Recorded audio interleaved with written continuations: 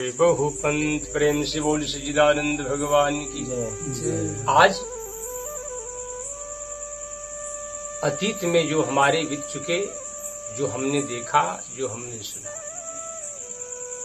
आज वर्तमान में हम जो देख रहे हैं वो बहुत बहुत बदल गए, बहुत कुछ बदल गए। अभी ये जगत कहां तक जाएगा, अभी इसका कोई गारंटी नहीं। समय देश काल के आधार पर प्राणी के भाव बदल जाएंगे, आचरण बदल जाएंगे, सब कुछ बदल जाएंगे। गोस्वामी जी ने अपनी लेखनी से अभी बताया, कलिमल ग्रसय धर्म से। कलयुग ने सारे धर्म को ग्रस लिया, अर्थात नष्ट कर दिया, खा गया। कलिमल ग्रसय धर्म सब लुप्त भय सदग्रंथ। सदग्रंथ की जितनी बातें हैं, जितनी क्रियाएं हैं, वे शब्द लुप्त हो गए। कोई किसी का अगर सम्मान न करे, जैसे आपके दरवाजे पर कोई आया या आपके रास्ते से कोई गुजर रहा हो, अगर आप स्वागत नहीं किए, उनको उनका सम्मान नहीं करेंगे, तो आपके दरवाजे पर कब तक ठहरे। कली का साम्राज्य हो गया, लेकिन इस कली में धर्म भी तो है, भगवान का बनाया हुआ विधान भी तो है, भगवान का विधान बनाया हुआ परंपरा भी तो है इस जगत में, संत भी है इस जगत में, संत के अंदर क्रियाएं भी तो है जगत में, शास्त्र आदि की मर्यादाएं भी जगत में। लेकिन शास्त्र की मर्यादाओं पर, वेद की मर्यादाओं पर जब कोई चलने वाला नहीं रह जाएगा, तो ये कब तक इस जगत में लोग रहेंगे,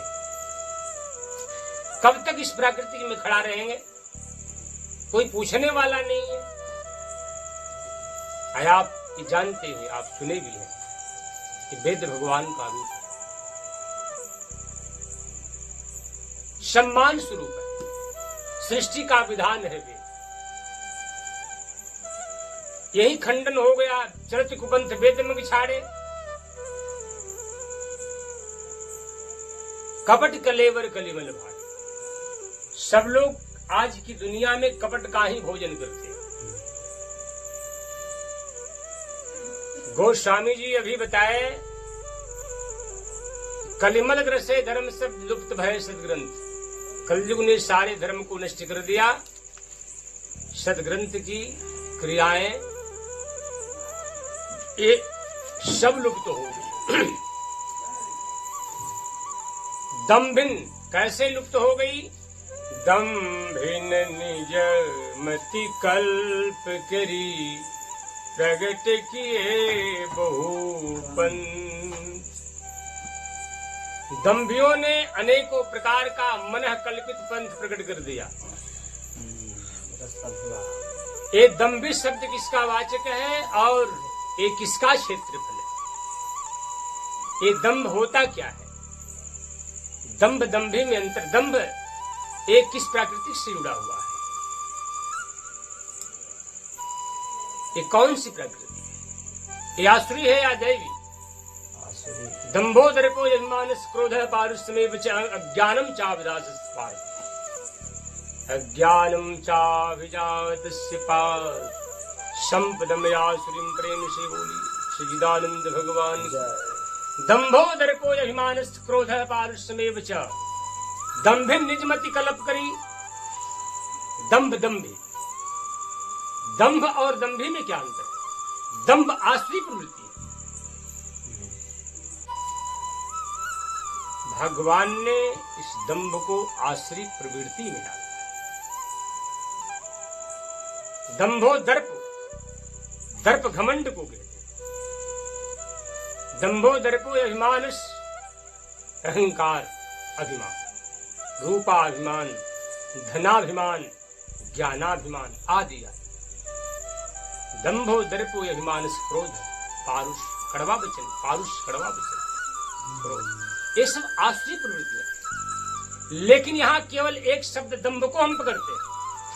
प्रत्येक शब्दों का भाष्य बहुत लंबा हो जाएगा, लेकिन दम्भ शब्द आया कि दम्भिन निजमति कल्प करी। दम्भियों ने मन कल्पित आचरण करके इस जगत को नष्ट कर डाले। त्रेता में एक दंभी प्रकट हो गया, समाज में उत्खनन हो। कुछ दंभी कहीं कहीं हुए। काल नेमी ने दंभ से हनुमान जी को ठगने चला। रावण ने दंभ का सहारा लेकर जगदम्बा सीता को ठगने चला। अहिरावण ने भेष बदलकर दंभ का विभीषण का चेहरा बदलकर राम लक्ष्मण को चुराने चला। आज तो घर घर दंभी बैठे, आश्रमों में दंभी बैठे, तीर्थों में दंभी बैठे, प्रत्येक समाज में दंभी। जब कोई सहारा प्राणी को नहीं मिलता तो प्राणी धर्म का सहारा लेकर के लोगों की स्वत्व का, लोगों की रूप का, प्राणियों के धन का अपने स्वार्थ को सिद्ध करने के लिए इस दंभ का प्रयोग करता है। गोस्वामी तुलसीदास जी ने दंभ नाम लिया। काकभूषुंडी जी ने कहा, हे गरुण जी, कलयुग में प्राणी जो है दंभ आचरण करे, उसका आचरण दंभ से हो। मिथ्यारंभ,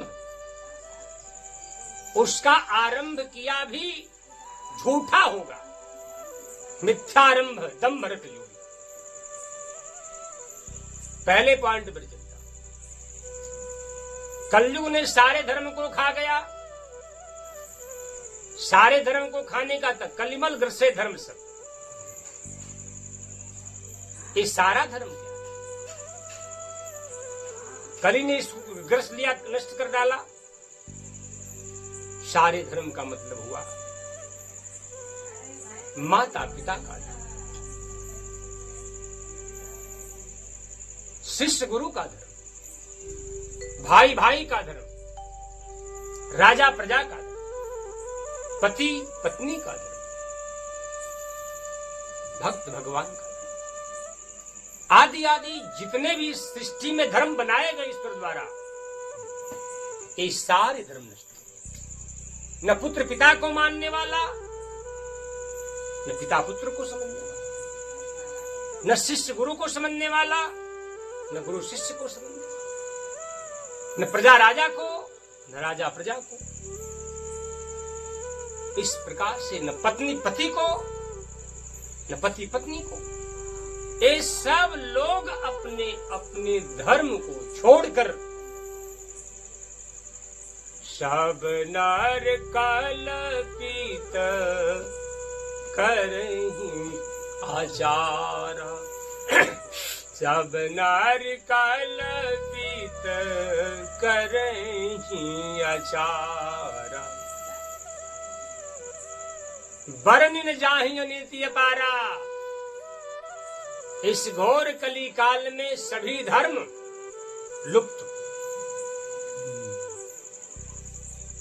इसी को गोस्वामी जी बताए कि कलिमल ग्रस है धर्म सब। लुप्त भय सदग्रंथ। सदग्रंथ अर्थात वेदों ने जो पति पत्नी का धर्म बनाया था, शास्त्रों ने, पुराणों ने, मनीषियों ने, ज्ञानी जनों ने, ईश्वर ने जो प्राणी को धर्म बनाए थे, वे सारे के सारे धर्म लुप्त हो। इसको मानने वाला कोई नहीं रह गया। अगर कोई मानने वाला भी है तो उसमें वासना है, उसमें स्वार्थ है, दंभ है, कपट है। कलिमल ग्रसै धर्म सब लुप्त भय सद्ग्रंथ, दंभिन निज मति। दंभियों ने अपना मत प्रकट किया। दंभियों के मत या दंभियों का मत और सज्जनों का मत एक में हो सकता है कि? साधु का मत, वेद का मत, ईश्वर का मत और दंभी का मत, इन सबको समान भाव से लिया जाए या इसको अलग लो। यहां साधु मत नहीं रह गया,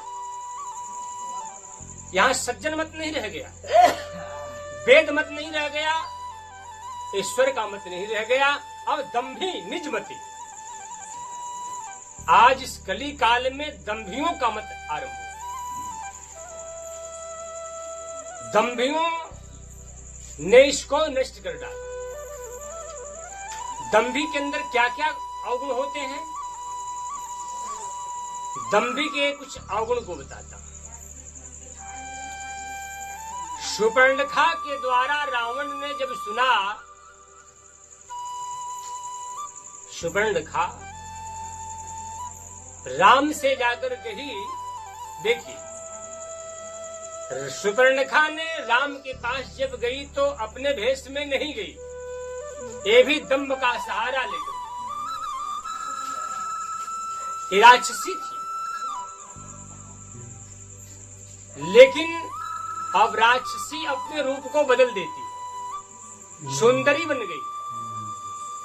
राम से बोली, मौसम तुमसम पुरुष न मौसम नारी। यह संजोग विधि रस्यव विचारी, तुम समान पुरुष जगत में कोई नहीं है और हमारे जैसा नारी कोई नहीं।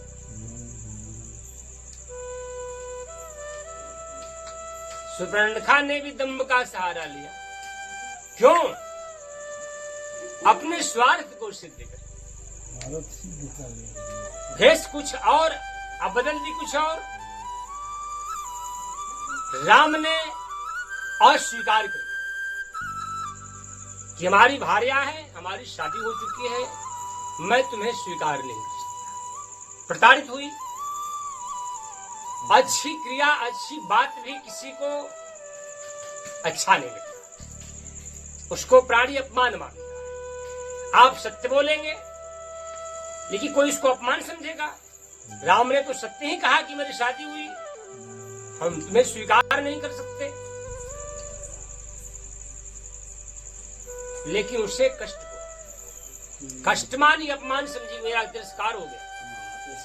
जब वासना पूर्ण नहीं होता, कामना पूर्ण नहीं होता, तो प्राणी ये समझता है कि हमारा तिरस्कार हो गया, लेकिन ये नहीं समझता वो प्राणी कि हमारी वृत्ति क्या है, हमारा आचरण कैसा है, हमारा स्वभाव कैसा है। अपमान मानता है। अपमानित शूर्पणखा, तिरस्कृत शूर्पणखा लंकाधिपति रावण के पास गई। रावण से कही, करस 500 वर्ष दिन राति। अरे भैया, मद्यपान करके तुम दिन रात सोए सोए पड़े रहे हो, सब शत्रु सर पर आकर बैठ गया, तुझको पता नहीं? राजनीति बिन धन बिन धर्मा, हरे समर्पहि बिन सत्कर्मा। नीति के बिना राज नहीं चलता। असुर प्रवृत्ति में होकर भी नीति की बात कर रही थी। मद्यपान करके तू सो रहे हो, शत्रु आकर सर पर बैठ गया, पता नहीं। राजनीति के बिना नहीं चलता। धन बिन धर्मा, बिना धन का धर्म नहीं होता। हरे समर्पहि बिन सत्कर्म। हरि को कर्म समर्पित किए बिना पवित्र, हरि को कर्म समर्पित किए बिना पवित्र नहीं होता। इस प्रकार रावण से कही कि मैं पंचवटी से आ रही हूं, मैं आपके भलाई कल्याण के लिए, आपकी कल्याण। अरे भाई, हमारे कल्याण के लिए हमारा क्या कल्याण होने वाला? क्योंकि महाराज पंचवटी में एक ऐसी सुंदर नारी विचरण कर रही है, जो जगत इस त्रिलोक में वैसा कोई नारी ही नहीं, जो कि आपके राज्य महल का शोभा बढ़ाने योग्य है। सुना रावण ने सीता की सौंदर्य का वर्णन सुना, लेकिन इतना सहज उसे उठाना नहीं महाराज। उस स्त्री को उठाना इतना सहज नहीं। खरदूषण आपके भाई भी मारे गए, दो राजकुमार हैं वहां पर, एक का नाम राम है और एक का नाम लक्ष्मण है। मैं सोची कि उठाकर उस स्त्री को आपके लिए लाऊं। हमारी नाक कट गई, हमारे कान कट गए, मैं आपके लिए मैं प्रताड़ित हो गई, लेकिन अपनी बात नहीं बताई कि मैं अपने लिए गई। ये सब दंभ में, दंभी लोग सत्य कभी नहीं बोलते, मीठा बोलते हैं। इसलिए रावण से कही कि राम बहुत बलवान है। रावण ने जब सुना कि खरदूषण मौसम बलवंता तिन्हीं को मारे बिनु भगवंता, एक खरदूषण हमारे समान बलवान योद्धा था दोनों। ऐसा लगता है कि बिना भगवान का उसे कोई तो मार नहीं सकता। अनुमान लगा लिया, क्योंकि जानता था कि ब्रह्मा के बनाए हुए सृष्टि में ऐसा कोई नहीं जो खरदूषण को मार सके। इतना बलवान दोनों था। ब्रह्मा की बनाई सृष्टि में खरदूषण को मारने वाला कोई नहीं बना था। अब भगवान इस प्राकृतिक से बाहर है, परमात्मा है, तो ब्रह्मा की सृष्टि से वो अलग चीज है। इसलिए इसको समझ में आया कि बिना भगवान का उसे तो कोई मार नहीं सकता। इसलिए इतना जानने के बाद भी रावण ने प्रभु से बैर कर लिया। ऐसे अगर शरण में गया होता तो क्या भगवान उसे क्षमा नहीं करते, क्या उसे मारते? लेकिन नहीं, फिर भी बैर किया प्रभु। लेकिन ये सोचा कि जब खरदूषण को मार सकते हैं वे दोनों, तो मुझ में क्या रखा है? शक्ति, अपनी शक्ति को रावण ने अनुमान लगा लिया। लेकिन सोचा कि इस समय कौन ऐसा उपाय करूं। देखिए, यहां दंभ ही काम कर रहा है हर जगह। दंभ के बिना असुरों का कामना कभी पूर्ण नहीं होता। दंभ जो होता है असुरों का क्षेत्र है। इसलिए आप लोग सावधान रहिएगा, दंभ आचरण आप कभी नहीं करें। पंचवटी में सुपर्णखा ने दंभ करके सीता के सामने आई, राम के सामने आई। रावण ने जब सुना कि खरदूषण मारे गए, तो हमसे भी बलवान योद्धा दोनों हैं, तो ये भी अनुमान लगाया कि मैं भी सामने हरण नहीं कर सकता। तो ये भी गया मारीच के पास। मारीच से कहा कि कुछ काम अब आपको करना है, चलो पंचवटी में,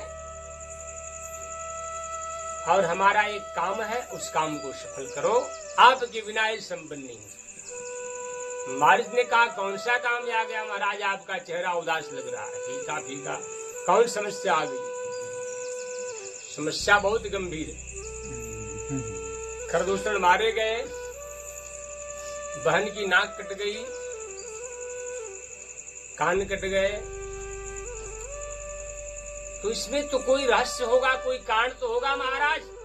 नाक क्यों कट गई, खरदूषण क्यों मारे गए, उसका राज क्या है? राज बताइए।